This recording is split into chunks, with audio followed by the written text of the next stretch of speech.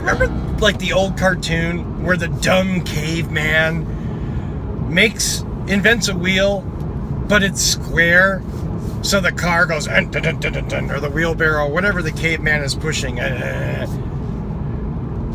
That might be the best symbolic description for the Kia Niro transmission. I do not understand. This is the second Niro that I've driven in the last 6 months, and I don't understand how it could be this fundamentally flawed and this car be as popular as it is. It doesn't make sense to me. Literally, you step on the gas in the Niro, and there's like a committee that makes a decision what gear you're going to go into: forward, neutral, reverse, first, second, third, fourth, whatever. And then maybe after a minute or two, you go.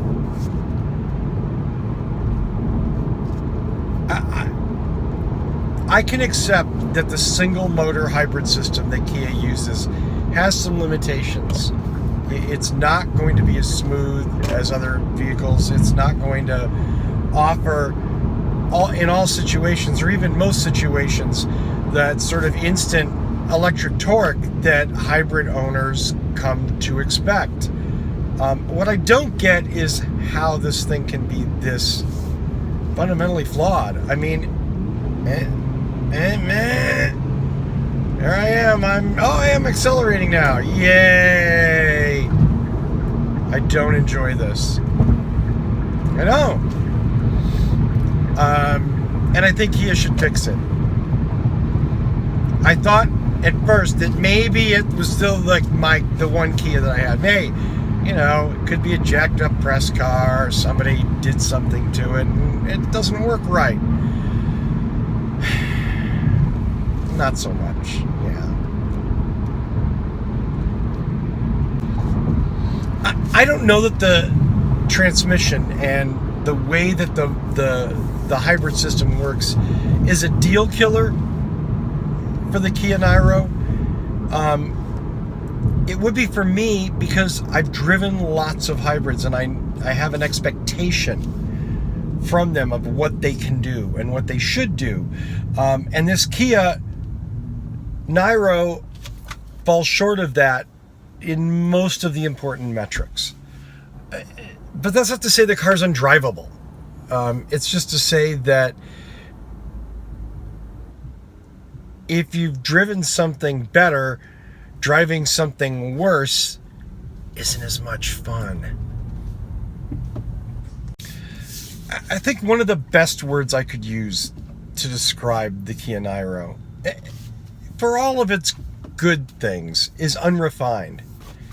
It's not finished. Things don't work the way they should. And for me, that's a deal killer. Is it for you? Maybe not. Maybe this is the best hybrid you've ever owned. Maybe the best hybrid you'll ever own. 33.9 mpg. Combination of city and highway, not trying to hypermile, not attempting to set any records, which I would consider for this vehicle to be pretty below average performance. I think the Niro has some fundamental faults.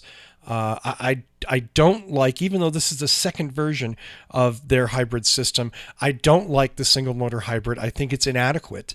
I think it provides a less than optimum driving experience, and I think it delivers less than optimum MPG.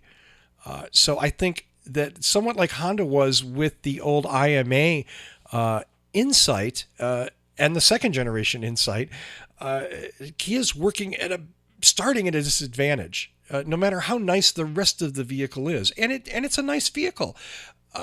This is a great step for them. But it is just a stepping stone, and I hope Kia realizes it, and I hope Kia looks at this single motor hybrid system and abandons it. I hope they start developing something else that is better, that is what people deserve, that is actually, and let's be clear about this, that is going to rival the competition, because right now I have a hard time making an argument for this car. It's not a bad car.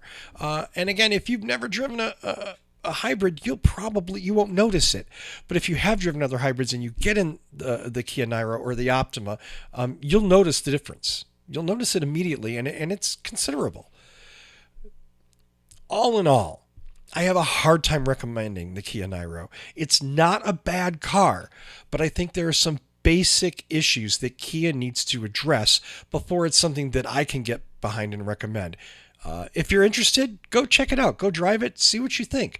Keep in mind what I've talked about, and maybe your opinion is different. That's okay. That's fine. But it's my job here to tell you about what I think, what I see based on my experience. And you can take that to heart or not.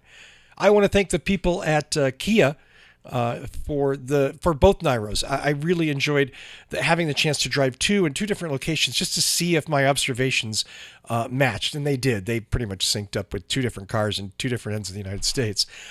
So thanks again to Kia for that. I look forward to driving future generations of this car and their other vehicles. As always, you can find us on Facebook at facebook.com/whatdrivesus. You can also find us at Twitter at twitter.com/whatdrivesus, at whatdrivesus. That's our Twitter handle.